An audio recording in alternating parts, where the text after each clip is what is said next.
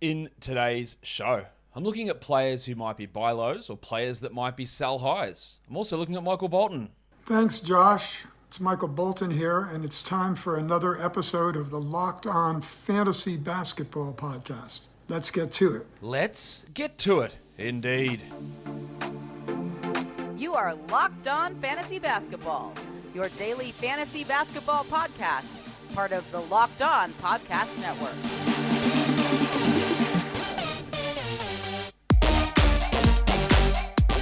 Hello and welcome to the Locked On Fantasy Basketball Podcast, brought to you by Basketball Monster. My name is Josh Lloyd and I am the lead fantasy analyst at basketballmonster.com and at Yahoo Sports Australia. And you can find me on Twitter, as always, at redrock_bball and on Instagram at Locked On Fantasy Basketball. Today's show is brought to you by TrueBill. TrueBill is the new app that saves you money by helping you identify and stop paying for the subscriptions that you don't want or need, and can even negotiate better deals on the ones that you want to keep. Thank you also for making Locked On Fantasy Basketball your first listen every day. We are free and available on all platforms. We're here to do a buy low show, a sell high show. And remember, when we're doing these do not mean that you have to go and sell this player. Trading away a player who is performing at a really high level is a hard decision to make.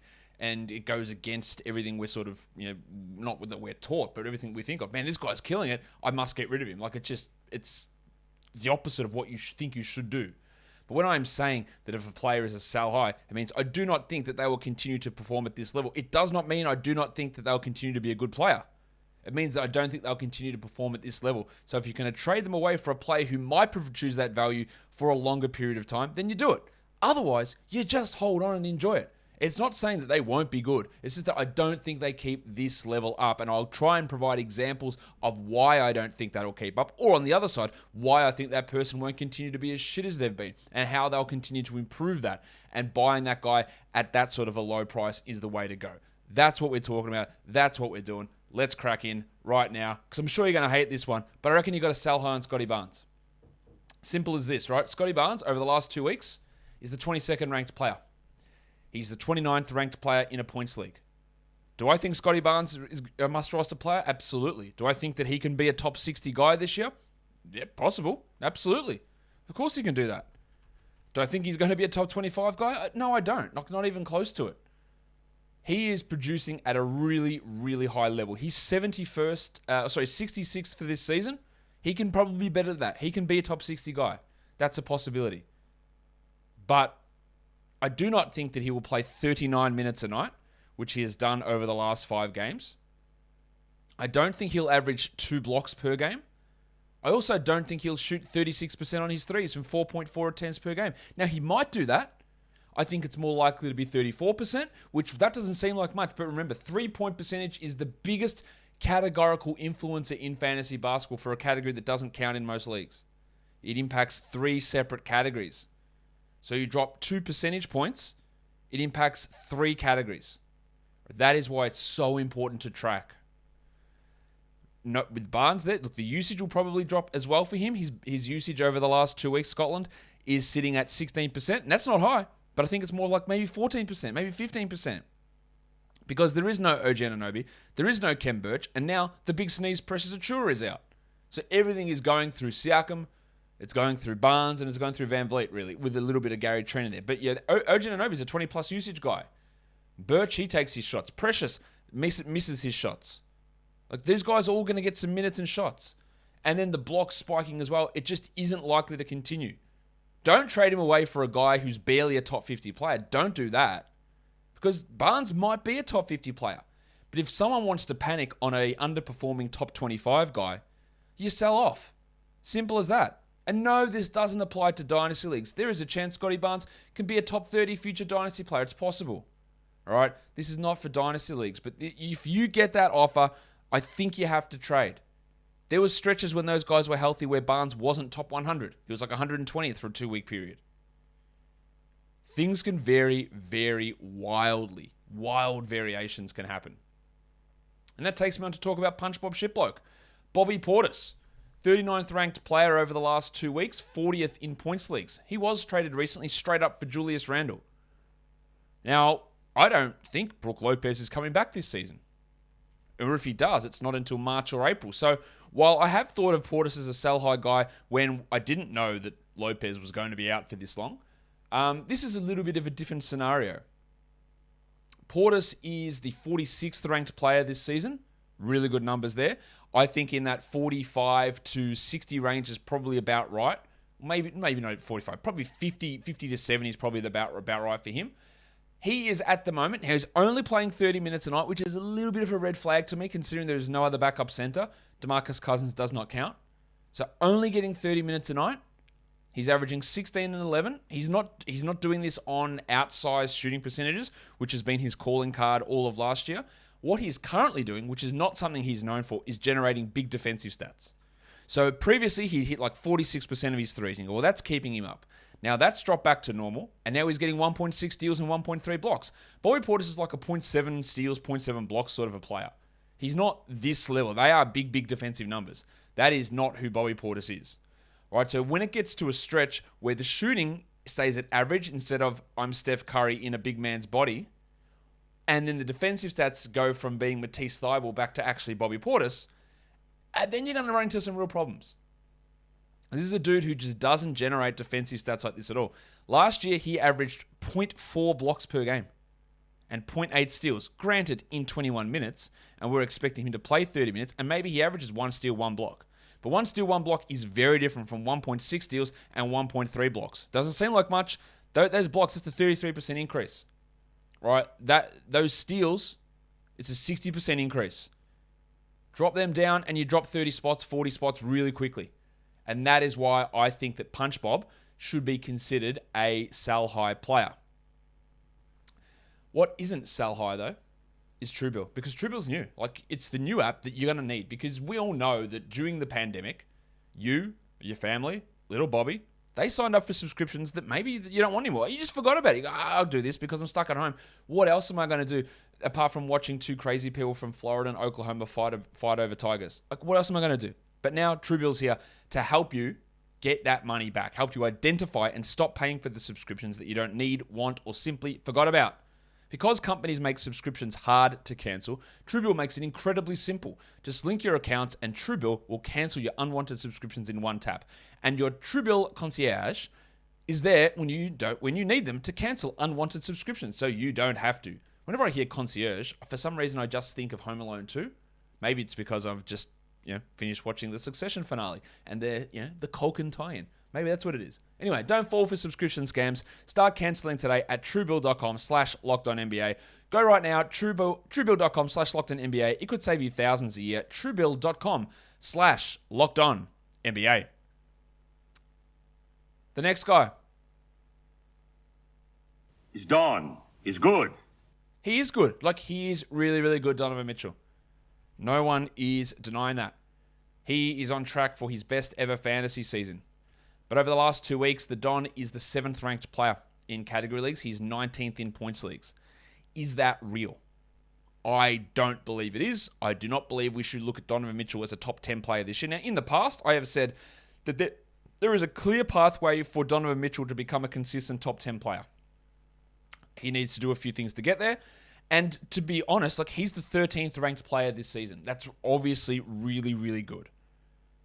But going from 13th to 7th, while it doesn't seem like much, it is a huge, huge gulf. It is a gigantic difference. In fact, the value in their Z scores between that, it's double the value. It is double. That is a gigantic difference. Like, he has doubled the value from 7 to 13. That is how wild that jump is. Now, Mitchell is averaging over this time frame 31 points per game. He is hitting 64% of his twos. He's at 54 for the season. He's at a 54 field goal percentage. He's at 45 for the season. He's averaging 31 points. He's at 25 for the year. And all that ties into those shooting numbers. 44% from 3. He's at 35 for the season. So while I think Donovan Mitchell is going to remain unbelievably good, I don't think he's going to remain this unbelievably good. He was traded, along with Russell Westbrook, for James Harden. And that is... Westbrook produces numbers, no doubt. But James Harden is a top 3 player. and you're trading away like a second round guy and a fourth or fifth round guy to get a top 3 player.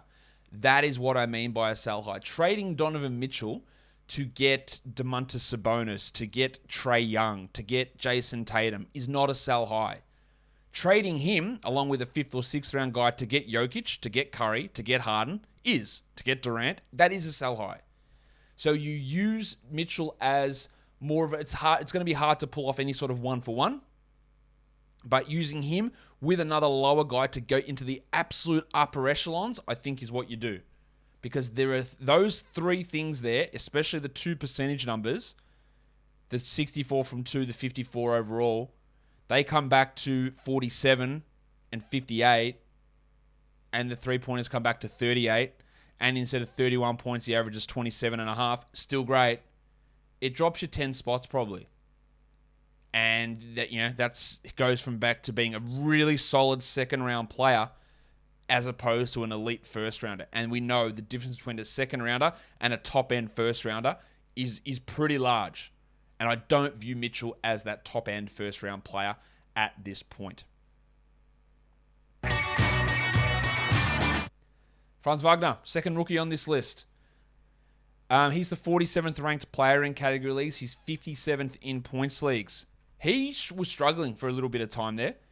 Yeah, that's evidenced, I guess, by the fact that he's 106th over the season. He's playing 32 minutes a night. I'm really impressed with him. I liked the pick when the Magic made it. I didn't like how he played in Summer League. I've liked what I've seen from him. I think he's got 10 years of being a top 70 fantasy player, with probably a couple of top 50s thrown in there. But the recent uptick in form for Wagner has come with a couple of things. It's come basically since Jalen Suggs. Yeah, Jalen Suggs, that's his name. Jesus, I'm getting my Suggses confused. I'm too busy talking about historical Baltimore Ravens defenses with my son and then is it Terrell or Jalen here? No, Jalen Suggs, with him out, Wagner's gone up. And remember, Jalen Suggs is going to return. Markelle Fultz, his return's coming, a week or 2 away. They don't play the same position, but it all has a trickle-down effect.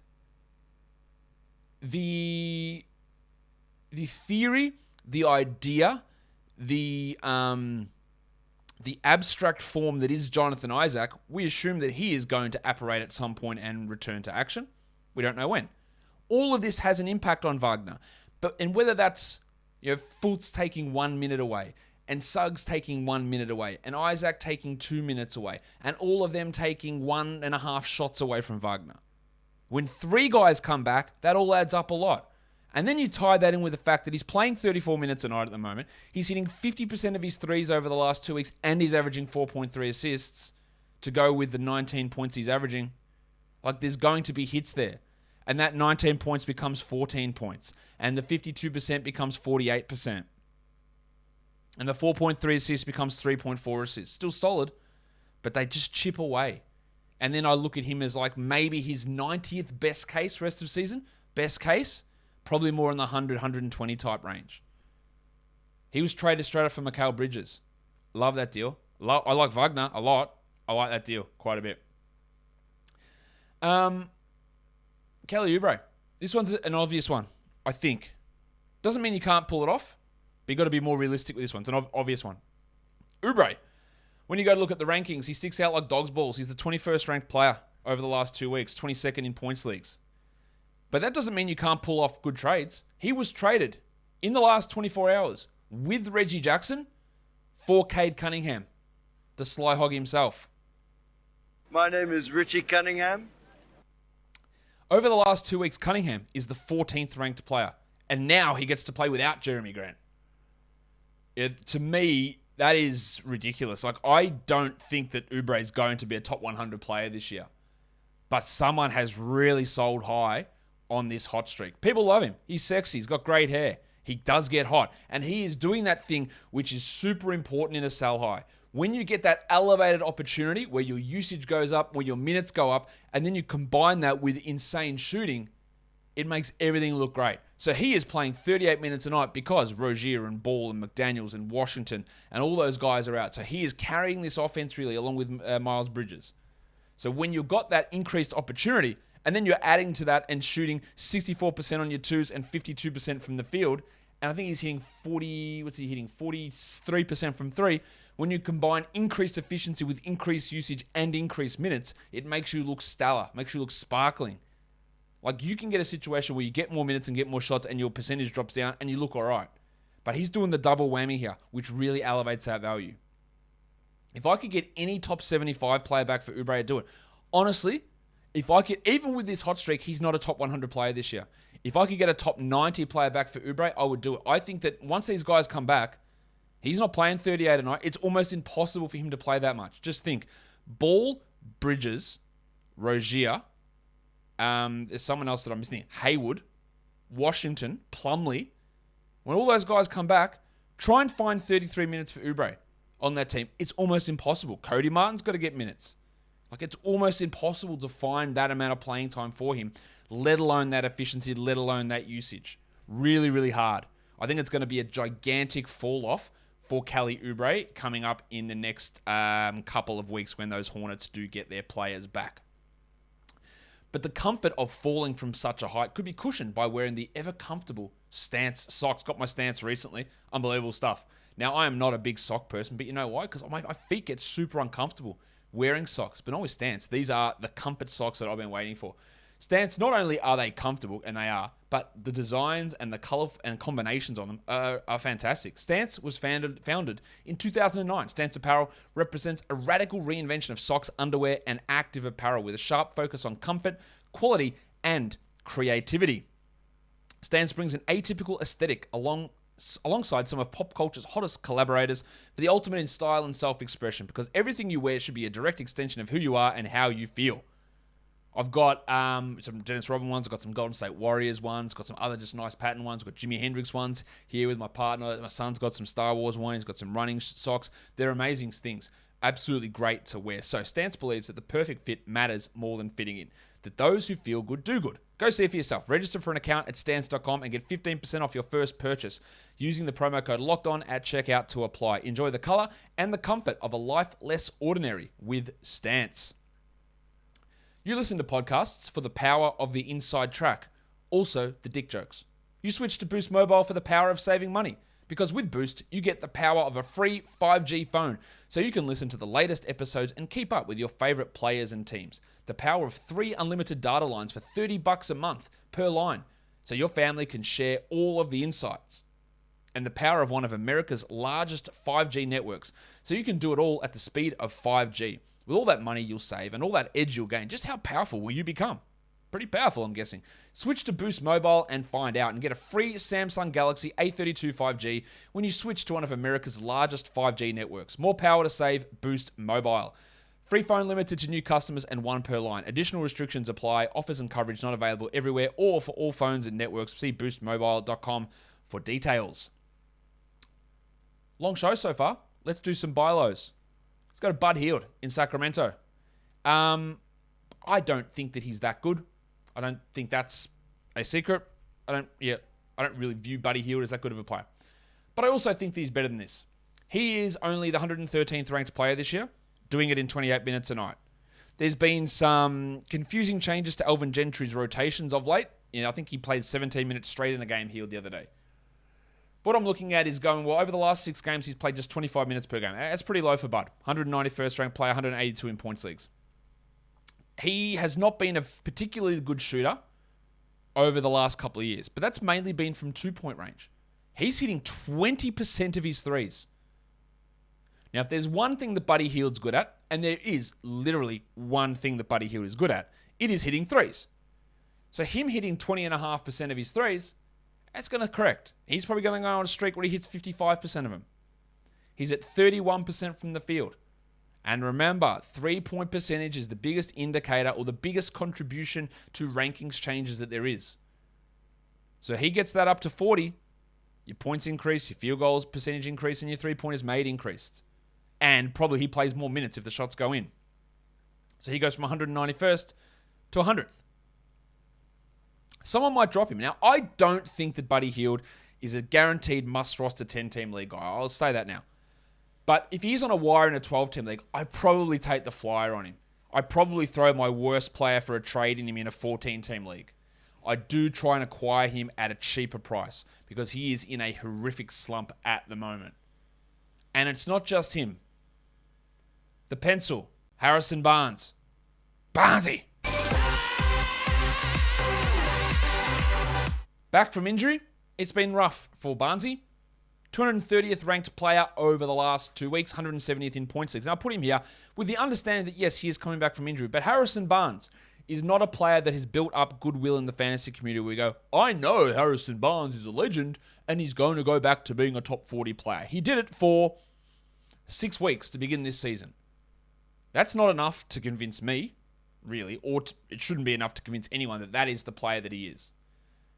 But again, he has registered 0 blocks since returning.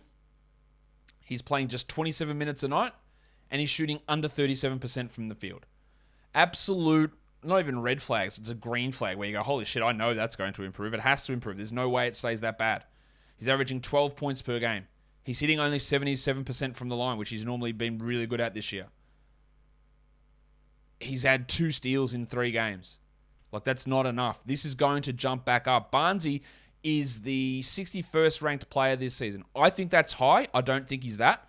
I think he's a guy that comfortably sits in the 70 to 90 range for the rest of the year. If you can get him for a player that's outside the top 100, outside the top 120, you do it. He doesn't have the track record, guys. Remember, he doesn't have the track record of being a top 50 player. So there is some buy low value. And as you can see, he was traded in the last 24 hours straight up for Jalen Brunson. I like Jalen Brunson. I'll take Barnes there every day of the week. There'll be someone, usually, who will comment on a video. Not normally one of my regular watchers, who'll be go, this dickhead, this bloke, 2-3 weeks ago, he said that Tyrese Maxey's a sell high. How can he possibly be a buy low? Well, my friend, champ, that's how it works. When he's playing really well, you sell high. And when he's playing terribly, you buy low. And Tyrese Maxey is playing terribly from a fantasy point of view. 210th ranked player over the last 2 weeks. Hitting 0.7 3-pointers per game. Now, we talked that he was doing the Kelly Oubre thing. Right? That when he had the increased opportunity, playing 40 minutes a night, usage up because no Joel Embiid, he was then combining that with, oh, I'm just going to go out there and hit 50% of my threes. Doing this on high usage, high minutes. And that is... This is the biggest, again, indicator that you should be selling Oubre, because when those two things are up at the one time, that means they're both going to probably crash at the same time and make you look dreadful. And that's exactly what's happening here for Max. Tangles is averaging under 10 points per game. He's shooting 35% from the field. He's hitting 0.7 triples per game. He's averaging under 4 assists. He's hitting under 29% of his threes. His usage is down at 19%. Now, the usage maybe doesn't go back up. Maybe the assists don't go back without Embiid. But 29% from 3, 35% from the field, under a 3 made per game, that's all going to change. That is all going to go up, and we should be looking at him as a player in the 85 to 105 range. Now, that might all go tits up if Ben Simmons is traded and someone replaces Maxey, but I firmly believe Maxey's established himself as a starting NBA point guard and is going to have value. It's not going to be this shit value. It's not going to be that amazing value. It's going to be somewhere in the middle. So it's selling when he's a top 30 player and getting a top 50 guy back. It's buying when he's a top 200 player and giving up a top 120 guy to get him. And you're making out on both ends. So if you had him and sold high, now go and get him back. This is just basic concepts of fantasy basketball. And it's something it is hard to do. When a guy is rolling like Maxey was, it is very hard to say, I will sell him for less value than he's currently producing. But you've got to be able to see where the trends are heading. That is how you win. People ask me, did I win the trade? That is the only way you win trades, right? When you're able to do that. And you might not be able to do it often. Be particular with the trades that you do and the ones that you accept. Let's go on to the next bloke. We're going to Dallas. Percentages. Old Kristaps. He's the 72nd ranked player over the last 2 weeks, 66th in points leagues. Why do I have Porzingis here? I know there is an injury risk with him always. Right, but he is, this season, on a per-game basis, the 28th ranked player. He's actually played 19 games. It's not a terribly low number. He's played more than Bam Adebayo. He's played, I'm trying to look at these games here. Yeah, it's not huge amounts, but it's also not like dreadfully low. Played more than Tobias Harris. But at the moment, he's in a bit of a slump. 16 points, under 7 rebounds, only 1.3 blocks, but 20% from 3.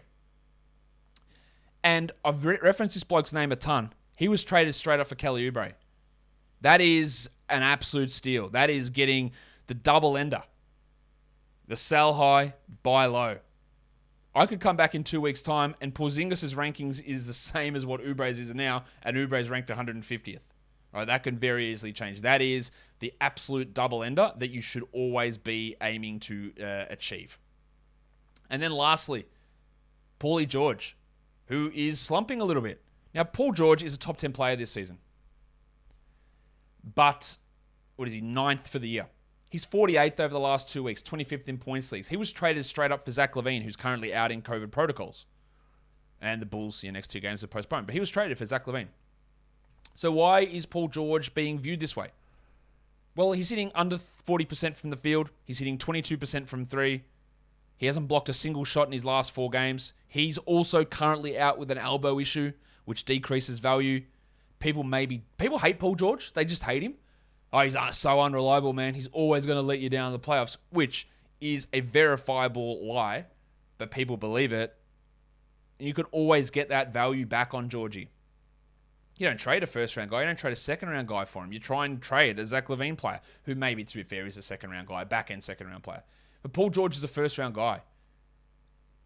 And you can get some really... we did the sell high before. I would consider Donovan Mitchell straight up for Paul George. But I reckon if you could do Donovan Mitchell and somebody... I reckon you could... If you had Donovan Mitchell, you could send Donovan Mitchell and get Paul George and somebody back. I reckon you could do it. I think that's possible. His shooting is going to improve. He is going to return from this elbow problem. And he's going to get back into that at least very worst top 15 sort of range. Very worst, I would think. But that will do it for me today. If you want to hear more about Paul George, you can go listen to Locked On Clippers. Hear what they've got to say about his injury and his recent reduction in form.